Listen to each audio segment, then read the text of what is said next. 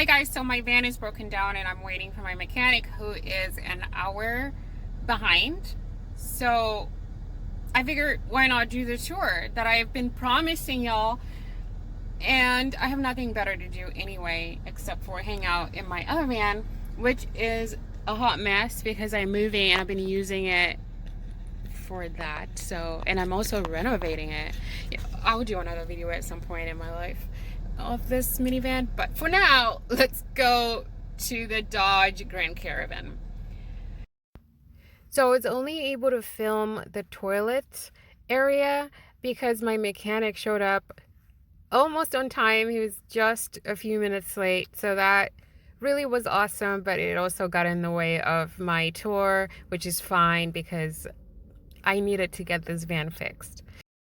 I do want to say I'm very grateful to have this mechanic in my life.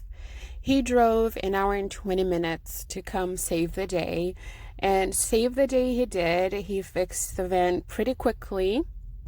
I was able to get back on the road within minutes, and on top of that, he didn't charge me an arm and a leg, so I am super grateful for that. Do stick around until the very end of the video, as I will share what happened to my van and why I ended up here in the first place. And also, please subscribe. Also, let me know what you would like me to focus on next on the build. Perhaps it is going to be a lot easier for me to do partial tours. As time allows, I can focus on another item of the van. So let me know what you guys think I should do next. Without further ado, let's get into it. This is a toilet located in the stow and go behind the driver's seat. I can still go in and out of the van with the lid open like this, but I wanted to build a floor lid that would provide more space, more versatile space, where I could store stuff on top and also provide sort of a safe walking area for the kids and I that could withstand quite a bit of weight. In this next clip, I will be demonstrating how I use the toilet. Don't worry, I'm actually not using the toilet. I'm just going to pretend I'm using the toilet. And for reference, I'm 5 foot nothing, as my friends say. So I sit pretty comfortably in there, but obviously for a taller person, this might not work out for them. All right, here we go. So normally I would have elevated the bed frame first before entering, but my brain cells aren't functioning properly and I did this reversely, but it's all good. Either way, I will live. All right, so you can see I am sitting there comfortably. Okay, this is not how I look when I'm using the bathroom, but hey, I was bored. And I forgot to use the toilet paper, or pretend to use the toilet paper. Shame on me. Here I am washing my hands. I'll put a picture up of the sink. It's located right there where I'm standing with some paper towels, and I also have a trash can right in the middle there. I do actually have a total of 3 trash cans in the minivan, just because I am teaching the kids to clean up after themselves, and especially when we're camping or parked somewhere, it's so important that we do our part in cleaning up and not leave a bad name for van lifers. For those wondering what the van looked like before, well, there you have it. It was a complete empty shell. Took out the seats, took out everything that I could get my hands on. I then leveled, insulated the floors, and laid down a huge piece of plywood, which apparently I cannot afford anymore with the lumber prices going insanely high. What is going on? But that's another topic for another video. Here I am with my cheesy build smile. During the middle of the lockdown, I had gained myself a lovely almost 20 pounds, I think. And I was owning it too. I was eating cereal for breakfast, lunch, and dinner, getting that comfort food in. But anyway, I digress. If you look closely on the floor to my left, you'll see that I have a toilet in the floor. And that's because that was the original plan, but I switched it around to the other side because I figured it would better suit my needs this time. So that white toilet came from the town and country that I'm sitting in today, which was located behind the passenger side, but I'm going to renovate it because in hindsight, the toilet just works best for me behind the driver's side due to ease of access, and it provides more space, I find, in my case. All right, so after cutting into the plywood behind the driver's side, I laid down the flooring and then cut a hole to fit. That way I wouldn't have to align the small little pieces later on.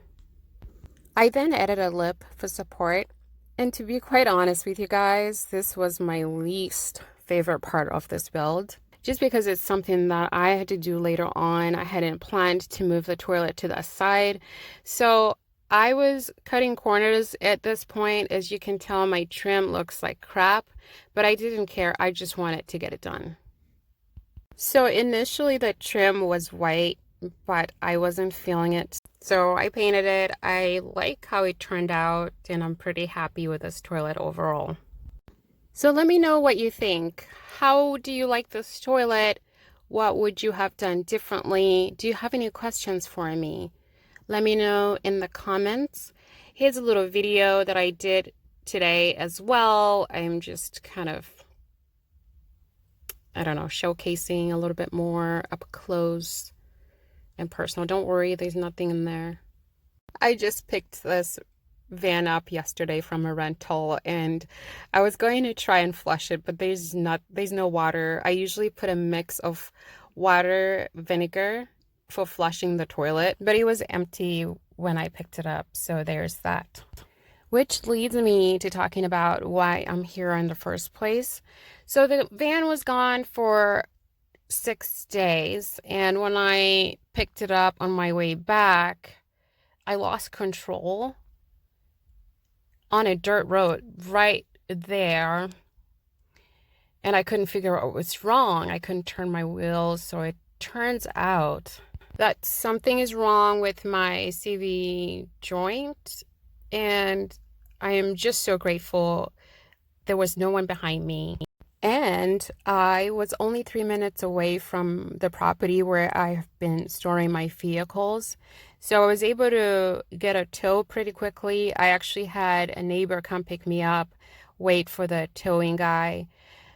And then I went and grabbed my white van right there, and I drove back to meet with the tow guy. And here you get to meet our box truck, our new home. We're going to be living in it. We are super excited to build it out. I do have to say, as exciting as it is with all the new beginnings and planning on moving full-time on the road, you know, you guys, my life is not glamorous. I have been actually having a really rough last couple of weeks. Definitely didn't need this minivan breaking down. Additionally, the box truck actually ran out of diesel right there. It turns out my gauge doesn't work. I thought I had diesel, but I didn't. So my mechanic actually showed up and helped me prime the truck, and it now runs. So it's not all bad, but really, I broke down, and it's moments like these where things just seem to be going south all at once. And it's within moments like these that triggers my grief.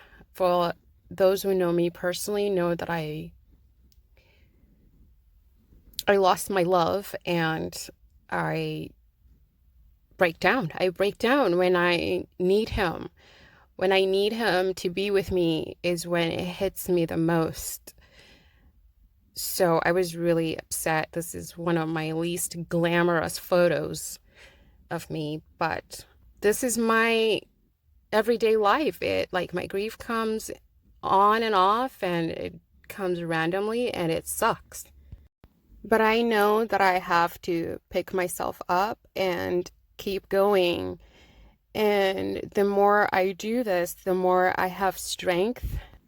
I mean, the whole reason I garnered the strength to start this build was because of the grief that I was going through. I had to hold on to something tangible, and that's what motivated me and gave me strength.